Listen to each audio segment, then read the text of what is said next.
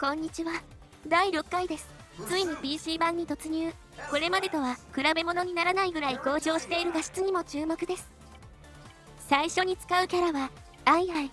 強いて言うなら、アクセルとブーストが高めになりますが、どうしてもバランス配分になりがちで、力を出しきれない器用貧乏な感じが常に問題となります。結果を出すのがかなり難しいです。ミッションはタンクバトル。自分のライフがなくなる前に相手のライフをゼロにすれば勝利です。攻撃は道に落ちているミサイルのみでできます。回復は弾に落ちているハートで可能です。基本的な立ち回りを解説しますが、敵の攻撃に当たらないように回避しやすいよう少し距離を取って追いかけます。そして弾に来るハッチが開いて攻撃してこない時に攻撃が通りやすくダメージも増加するので、この時に9個までストックできるミサイルを全部撃ち込みます。ただあまりそうなら攻撃に撃って相殺したり装甲で覆われている時も少し削りはできるのでやってもいいです。ダメージ一定ごとに青、黄、赤の順でタンクが変色し攻撃が変わります。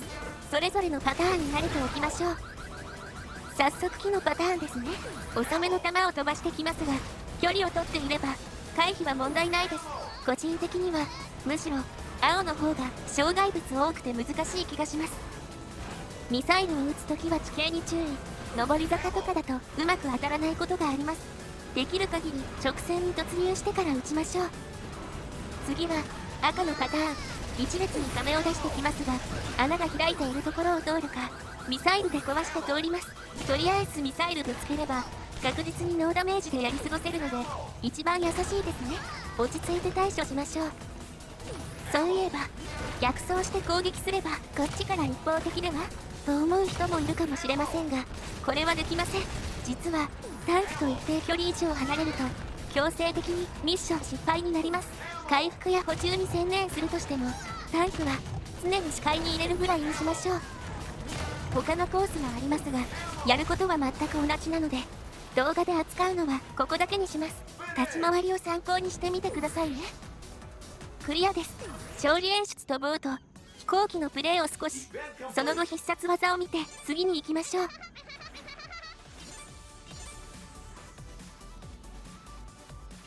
アイアイの変形は実はボートの場合はタイヤが引っ込むだけ、飛行機はウィングになるように少し横のバナナ型のパーツが変形するだけとシンプルです。結構複雑な変形をするマシンも多い中、分かりやすくて無駄がないですね。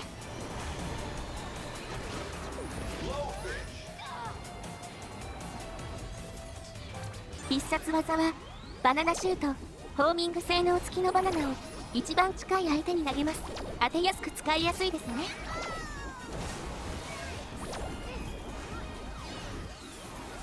次使うキャラはビート。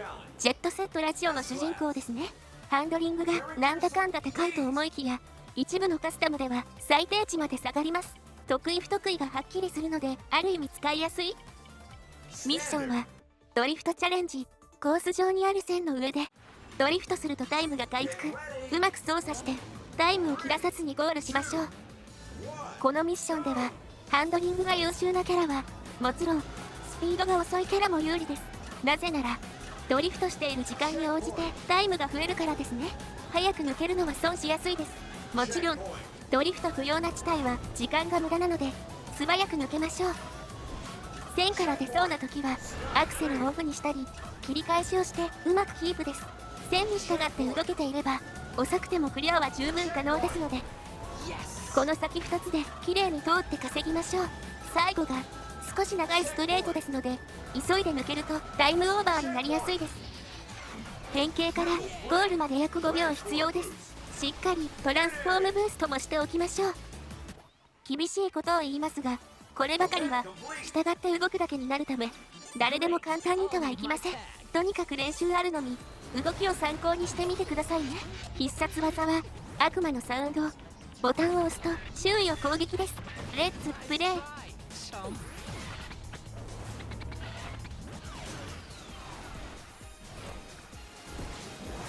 次使うキャラはダニカ・パトリック。実在するレーサーの参戦です。この作品ではちゃんと国によっては CM にも出演してくれたんですよ。ステータスはブーストを高めにしつつ、ハンドリングも一定以上に、スピードが上がるときはアクセルも上がるという、結構バランスが良い性能になっています。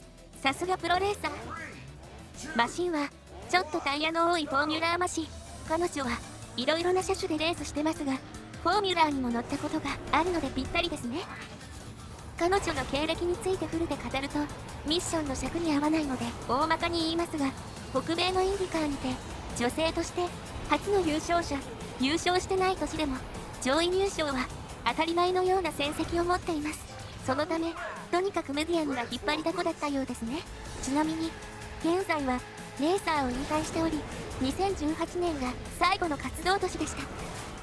ちなみに、このゲームが発売されたぐらいの時期は、最も優秀な成績を出したよりも、後で一番ブームな時期とは離れたものの、人気はあったと思います。ゲームの売り上げにどれほど影響が出たか分かりませんが、宣伝に使うにはちょうど良い人物だったと言えるでしょう。では、お約束の通り、ブーストを貯めつつ、ブーストアイテムで2周目を始めます。ダッシュパネルをたどっていき、空中2つ目のに入ったら、ドリフトで貯めて、次のダッシュパネルに合わせて出しましょう。アドバイス関係ないですが、飛行形態は、タイヤがジェットエンジンになる発想がいいし、かっこいいデザインですね。飛行パートの終わりは高度を稼いで、トランスフォームブーストを狙いましょう。あ、失敗しました。まあ、アクセル高いのでそこまで落ちないのが救いですね。通常レースの時も言いましたが、飛行機が最速なので、すぐに変形ポイントに向かいます。空中であまり差が出ませんが、ゴール前のコーナーで勝負します。さっき失敗しなければ、最後のコーナーも普通に曲がって逃げ切れそうだったんですがね。今度こそトランスフォームブーストを決めて、そこからドリフト、コーナーの入り口ぐらいでブーストして途中でドリフト解放、そのままインでゴールです。なんとか抜き返しましたね。勝利演出と必殺技を見て次に行きましょう。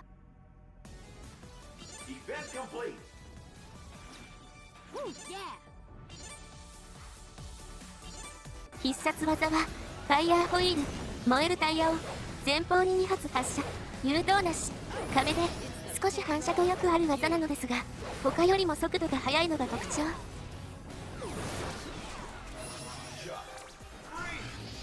次使うキャラはリアラ。ナイツと同じ能力を持つ存在で、同じくワイズマンから生み出された存在。こっちはちゃんと生みの親に従っています。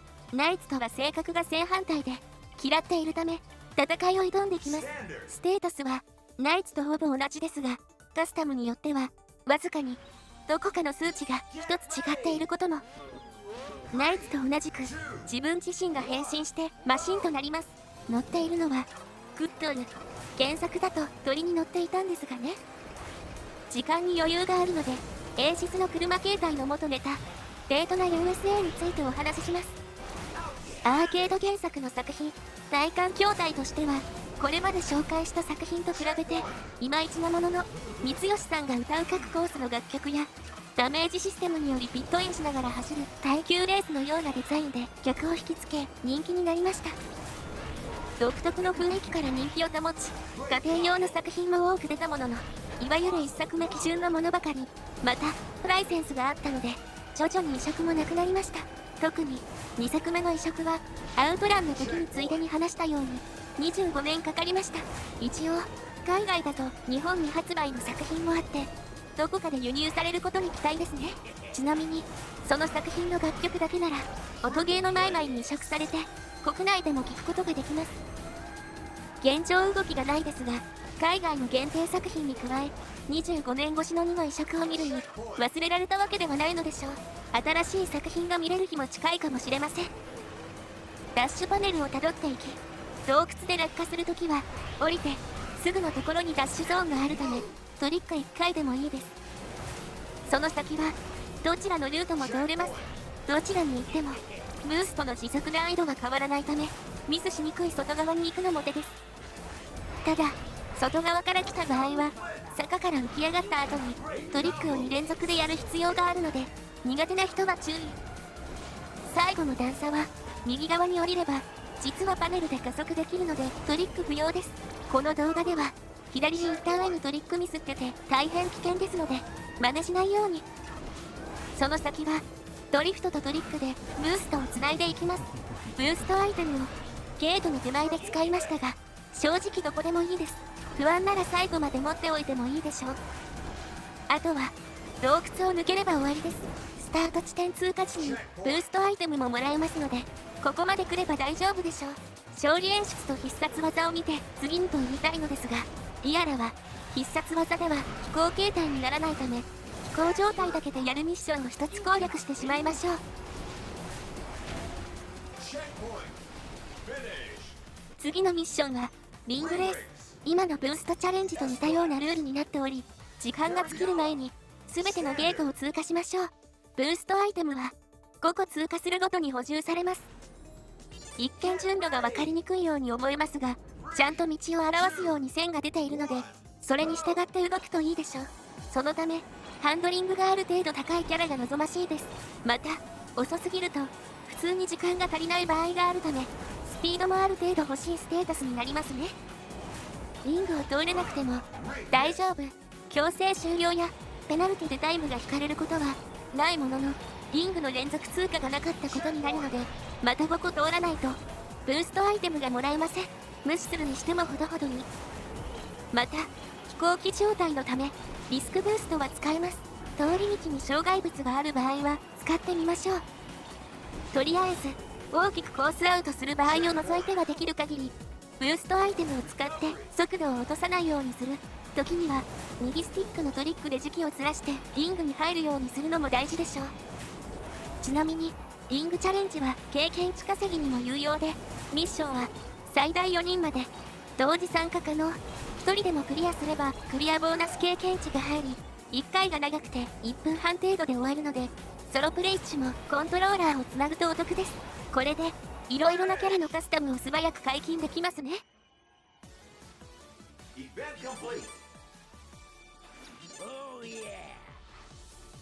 必殺技はファイヤーボール。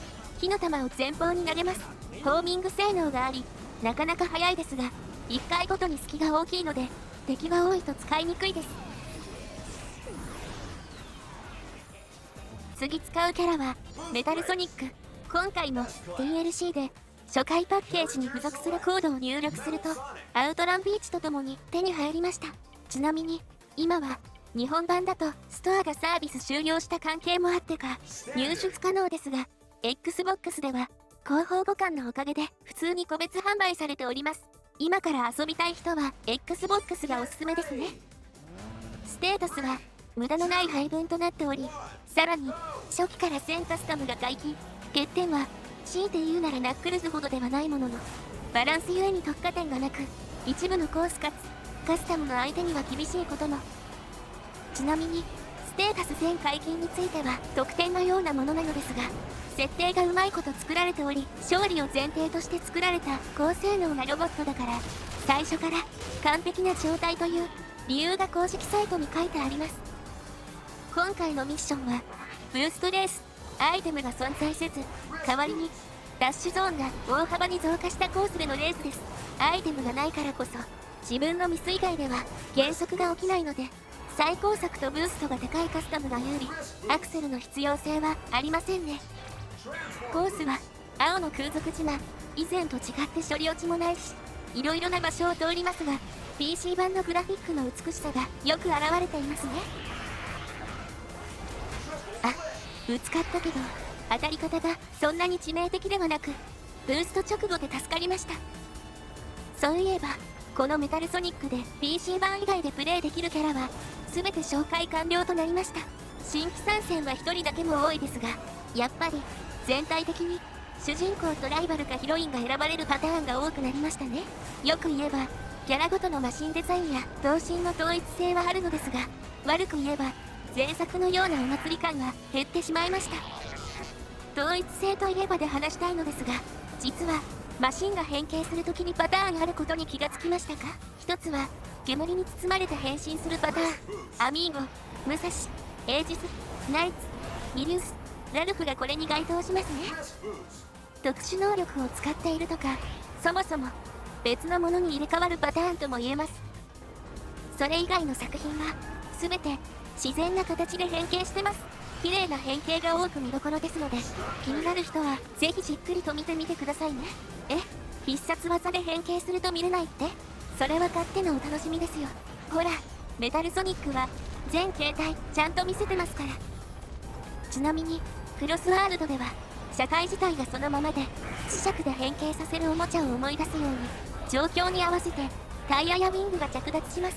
まあカスタマイズ項目が多すぎて完璧な変形デザイン作っていたらコストかかりすぎですから仕方ないですね。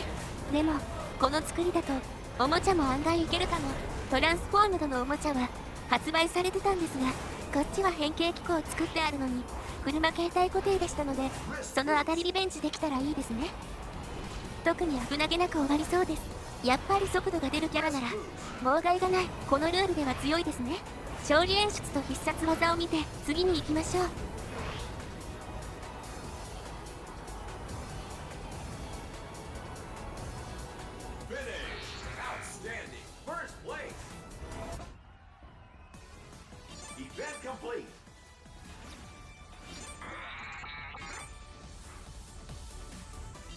必殺技はブラックシールド。ボタンを押すと周囲に攻撃。前作を知っていると少し寂しい攻撃範囲ですね。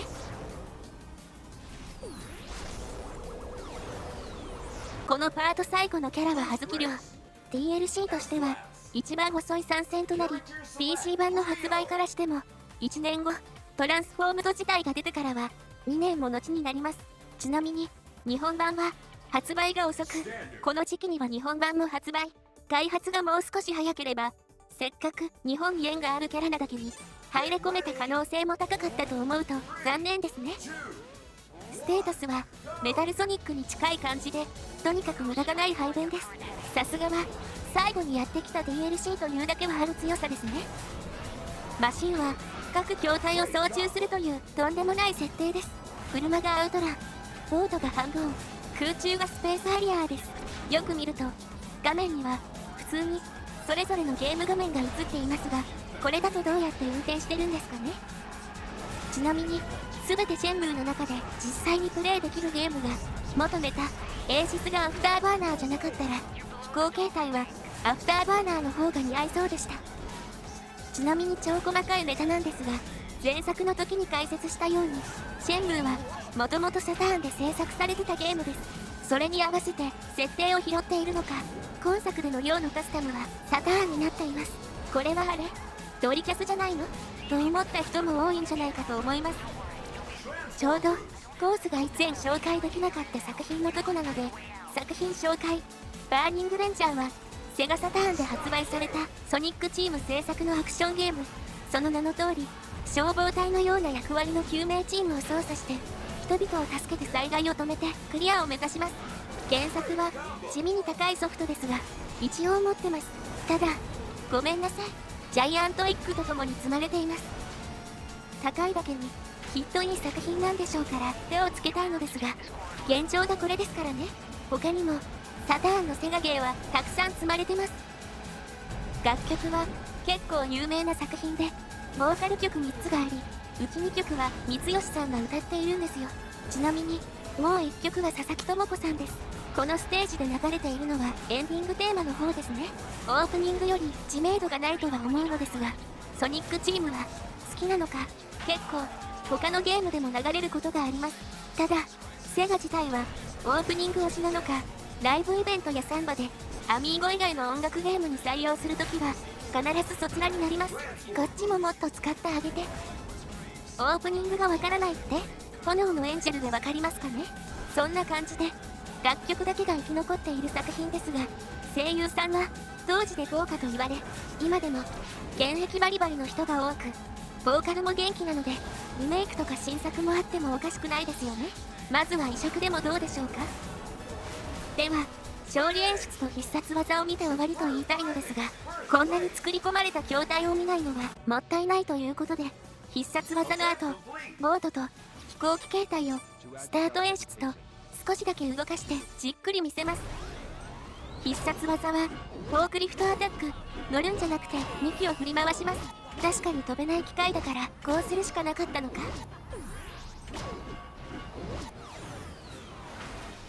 まずはハングオン。モニターがちょっと小さいので見えにくいのが残念ですね。りょうさんとしては視界が確保できてそっちの方が都合いいんですが、プレイヤーからしたら残念。まあ実態としてはハンドルだけ改造したホバークラフトのようなマシンです。